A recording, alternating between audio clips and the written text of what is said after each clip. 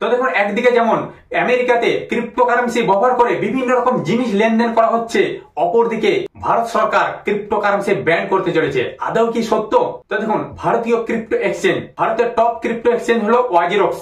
ওয়াজিরক্সে আপনি আপনার লাভের টাকা যখন আপনি আপনার ব্যাংক অ্যাকাউন্টে নেবেন, সেখান থেকে 30% ট্যাক্স কেটে নেওয়া হবে। গেট আইও, কুকয়েন, বাইনান্স, তিনটে ক্রিপ্টো এক্সচেঞ্জকে ভারত সরকার নোটিশ করেছে যে তাদের ফান্ডে কত টাকা ভারতীয় ইন্ডিয়ান মানিতে বিনিয়োগ করা হয়েছে। তাহলে কি ভারত সরকার তার ওপর ট্যাক্স বসাতে চলেছে, নাকি সত্যই ক্রিপ্টোকারেন্সিকে ইন্ডিয়াতে ব্যান করতে চলেছে? তো দেখুন, এরপর আমি চলে যাব অফিসিয়াল নোটিশের দিকে, যে সেই অফিসিয়াল নোটিশে তারা কি বলতে চেয়েছে। 2 কোটি বিনিয়োগকারীকে বড় ঝটকা, ক্রিপ্টোকারেন্সি নিয়ে বড় খবর শোনালেন আরবিআই গভর্নর। মানে 200 লক্ষ ব্যক্তি ক্রিপ্টোকারেন্সির সঙ্গে যুক্ত, এই ভারতবর্ষের 2 কোটি ব্যক্তি, দেশের প্রায় 2 কোটি বিনিয়োগকারীদের বড় ধাক্কা দিলেন রিজার্ভ ব্যাংক অফ ইন্ডিয়ার গভর্নর শক্তিকান্ত দাস।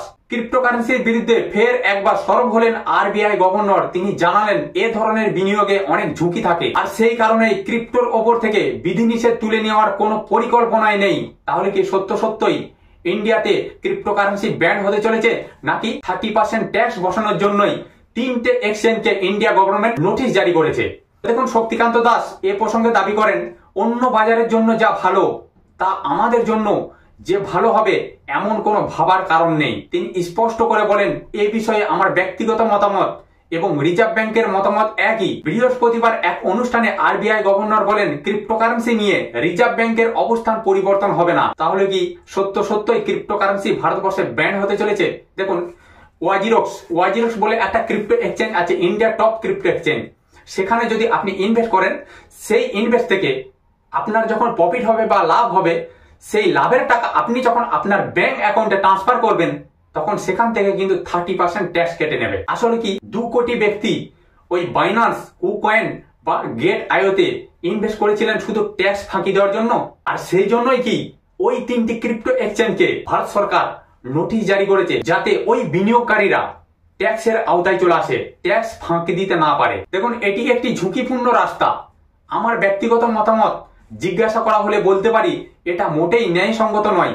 বিশ্বের কোন উন্নতশীল দেশ ক্রিপ্টোম্যানিয়ার প্রভাবিত হবে না বলেই মনে করি, কিন্তু ওয়ার্ল্ডের বেশ কিছু দেশে ক্রিপ্টোকারেন্সি সম্পূর্ণভাবে লিগাল করে দেওয়া হয়েছে। দেখুন, এখানে আরো একটা নোটিশ জারি করেছে, কেন ক্রিপ্টো নিয়ে চিন্তিত আরবিআই গভর্নর। দেখুন, আরবিআই গভর্নর শক্তিকান্ত দাস বরাবরই ক্রিপ্টোকারেন্সি নিয়ে উদ্বেগ প্রকাশ করে আসছেন। গত বছরও তিনি ক্রিপ্টো নিয়ে বলতে গিয়ে জানিয়েছিলেন, আরবিআই ক্রিপ্টোকারেন্সি নিয়ে বিধিনিষেধ নিয়ে কোনো শিথিলতা দেবে না। ক্রিপ্টোকারেন্সিকে সব দেশের অর্থনৈতিক স্থিতিশীলতার জন্য মারাত্মক হুমকি হিসাবে বর্ণনা করেছেন তিনি।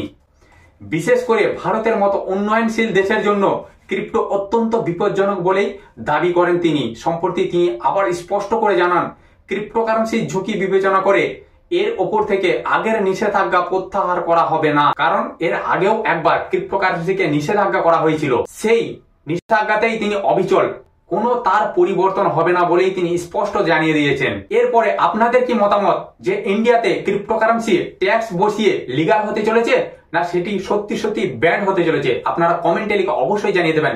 তো বন্ধুরা, আজকে আমি এর ভিডিও বড় করছি না। আমার চ্যানেলে যারা নতুন আছেন তারা চ্যানেলটিকে অবশ্যই সাবস্ক্রাইব করে দেবেন, কারণ প্রত্যেকটা মুহূর্ত এই ধরনের নিত্য নতুন ভিডিও আমি আপনাদের কাছে পৌঁছে দেবো।